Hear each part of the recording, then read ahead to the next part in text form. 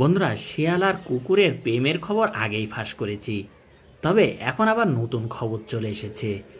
এত দূর গড়াবে আমি বুঝতেও পারিনি। এই যে দেখুন, কুকুরটা তার নিজ এলাকা ছেড়ে একেবারেই শিয়ালের এলাকায় চলে এসেছে। এখন সে শিয়ালদের সাথে ঘোরাফেরা করছে, আর এখন মনে হচ্ছে ওদের মাঝে কিছু একটা হবে। সামনে জানুয়ারি মাস আসছে, আর ওই সময়ই কিন্তু বাচ্চা হয়। শিয়াল আর কুকুরের মিশ্রণে সংকর কোনো কিছু হয়তো হতে যাচ্ছে। আর এই কুকুরটা তার জাতপাত এলাকা ছেড়ে এই শিয়ালের এলাকায় চলে এসেছে। তার নিজের বলে আর কিছুই থাকলো না, ও একেবারে শিয়ালদের সাথে মিশে যাচ্ছে। হয়তো এই শিয়ালের সাথে ওর ঘর সংসার হতে যাচ্ছে। এই যে দেখুন, আমাকে দেখে শিয়াল আর কুকুরগুলো আস্তে আস্তে ধান ক্ষেতের ভিতরে ঢুকে যাচ্ছে। আমিও পিছু নিলাম। এই যে দেখুন, জুম করে অল্প দেখতে পাচ্ছি, এখানে একটা কুকুর আর একটা শিয়াল আছে। ওরা দুইজন খুব কাছাকাছি আছে। ওদের মধ্যে সেই প্রেমটা হয়তো পূর্ণতা পেতে যাচ্ছে। সামনে জানুয়ারি ফেব্রুয়ারির দিকে ওদের বাচ্চা হবে হয়তোবা। আর এই কুকুর আর শিয়ালের সংমিশ্রণে যদি একটা বাচ্চা হয়, তাহলে এটা বাংলাদেশে রেকর্ড হয়ে থাকবে। এর আগে অন্যান্য দেশে এমনটা পাওয়া গেছে, তবে এটাই হয়তো বাংলাদেশে প্রথম হতে যাচ্ছে। আর এদের এই প্রেমের কাহিনীটা শেষ পর্যন্ত আমরা দেখতে থাকব। ওরা হয়তো একে অপরের সাথে নিজেদের আদান প্রদান চলছে। সামনে বাচ্চা হবে, তখনই বোঝা যাবে যে এদের মিশ্রণে নতুন কোনো প্রজাতি আসছে কিনা। তবে আমি এতদিন ভিডিও করছি, এরম ঘটনা আগে কখনো দেখিনি। আর এই যে দেখুন, এপাশটাতে সেই কুকুরটা বসে রয়েছে, আর ওইদিকে বেশ কিছু শিয়াল। এখানে কয়েকটা মানুষ আসছে বলে ওরা আস্তে আস্তে সরে গেল। কুকুরটাও আস্তে আস্তে উঠে সামনের দিকে যাচ্ছে। দেখা যাক কি হয়। সামনে অনেকগুলো শিয়াল রয়েছে। শিয়ালরা সাধারণত কুকুরকে ভয় পেলেও এই কুকুরটাকে ওরা ভয় পায় না, কারণ এই কুকুর ওদেরকে কোনো ধরনের ঝামেলা করে না। ওদের সাথেই ভালো সম্পর্ক এর। হয়তো ওদেরই দলভুক্ত হয়ে থাকতে চায়। আর এই যে দেখুন, আশেপাশে অনেকগুলো শিয়াল রয়েছে। কুকুরটাও আস্তে আস্তে ধান ক্ষেতের পাশে বসে পড়ল। এপাশটাতে এই শিয়ালটা পানির ভিতরে কিছু একটা খুঁজছে। কুকুরটা এখনো পর্যন্ত ওখানেই বসে রয়েছে, আর এদিকে এই শিয়ালগুলো নিজেদের ভিতরে ভাব বিনিময় করছে।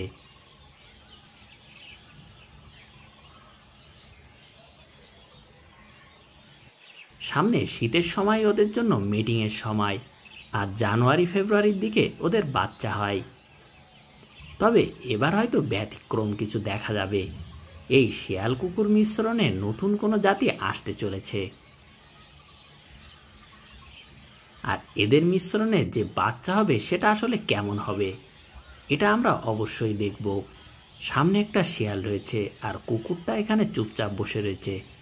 এই যে দেখুন, শিয়ালটা আস্তে আস্তে কুকুরের দিকে এগিয়ে আসছে, তবে কুকুরের একেবারে কাছে গেল না, ধান ক্ষেতের ভিতর দিয়ে এড়িয়ে গেল।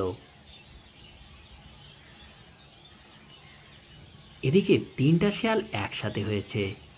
ওরা মাঝে মধ্যে নিজেদের ভিতরেও ঝগড়া করে, আবার নিজেদের ভিতরে বিভিন্ন ধরনের আলাপচারিতা চলে, কারণ এটাই হচ্ছে ওদের ভিতরে কমিউনিকেশনের মাধ্যম।